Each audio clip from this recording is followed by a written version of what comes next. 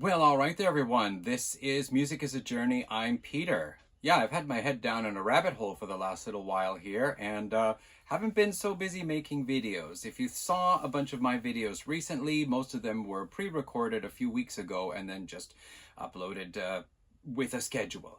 Anyway, I'm still with my head down in a rabbit hole. I'm still preparing for my next deep dive video. However, a new thread came up that caught my attention, and this is a thread brought to us by Craig at the Spirit of Vinyl. Now, I've heard of Craig's channel before, but it was just one of those channels I had not yet subscribed to, so this was a perfect opportunity for me to go over and see what Craig was talking about and subscribe to his channel. So there you go, Craig. Thanks for this thread.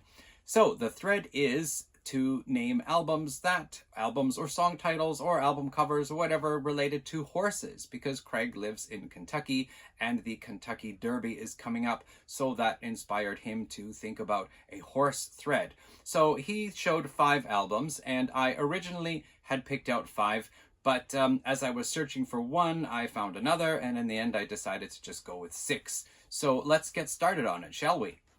So first of all, I want to mention Free's debut album, Tons of Sobs. There is a song on here called Wild Indian Woman. Now, pardon me, brief interruption. The cat didn't like me talking while he was trying to sleep.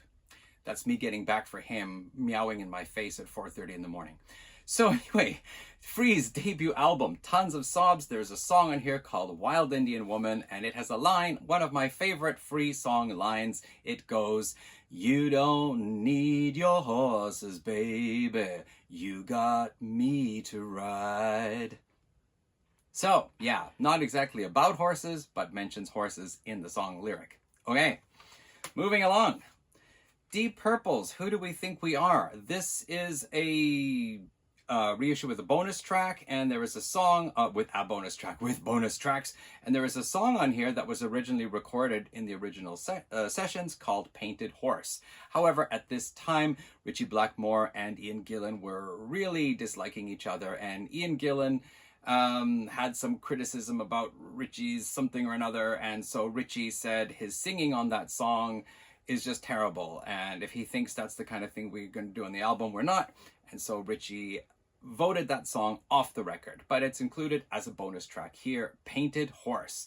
Next, just the cover of Budgie's Bandolier album. And I could have mentioned the debut album as well. I almost did, but I was actually looking for this one. So here we have, well, similar to the debut album, a bunch of riders with budgie heads on horses.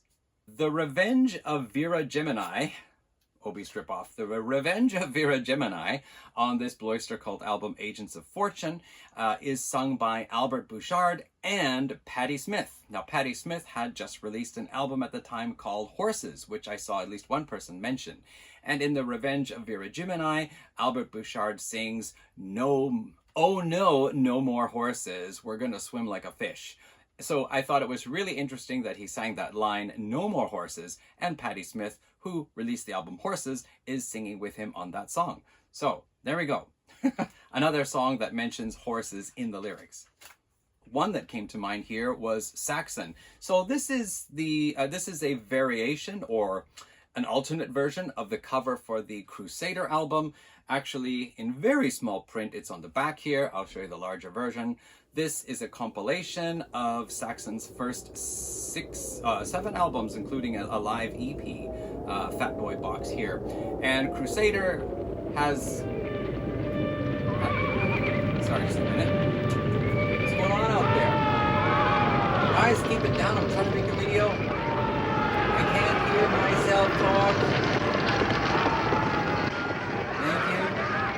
Thank you. Neighbors, eh? What can you do? Anyway, so yes, Crusader, song about the Crusades, of course, but it opens with that, horsemen riding into battle and fighting with big heavy swords.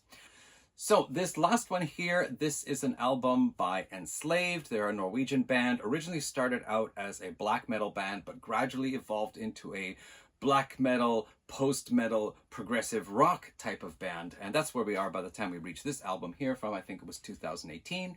The album title is this symbol here. This is a runic symbol, and it is pronounced as Irwas. And it's easy to remember in a way because it sounds like "It was a dark and stormy night." Yeah, but anyway. And of course, it's the letter of the band's name, enslaved, of course, written in runic form. But it is also the symbol for horse. Did I say that? This is take two, by the way. And as I was thinking or looking into it, I thought, okay, well, that's very good to choose that one. It is, the runic symbol for horse. That's pretty cool. But as I started researching, how to pronounce it and so on, I found that it is a runic letter that is deep in meaning. So first of all, it is also a symbol of the horse. It is a symbol of the union of man and horse working together. It is a symbol of two different sides working together in trust and friendship to achieve a common goal. It had so many good meanings. It is also the eight-legged horse, the horse of Odin himself. Sleipnir was his name. Sleipnir, I think it was. See, I already forgot. There was just so much. There's one video that's about 35 minutes on YouTube explaining all the different layers and meanings, the realistic and the magical, the consciousness and the subconsciousness, and all these things that work together to achieve something. Yeah, so what a way to end it. So there we go. Here was the runic symbol for horse and the letter E. Okay, and that's it. That's my video for Craig down at the Spirit of Vinyl and his Kentucky Derby horse-themed video.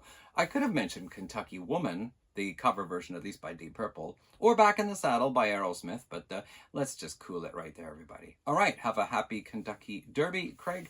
Nice to meet you. I'll watch some more of your videos as we move along. And now I'm going to get my head back down in a rabbit hole. So everybody, see you when I get my head out of it. Bye, all.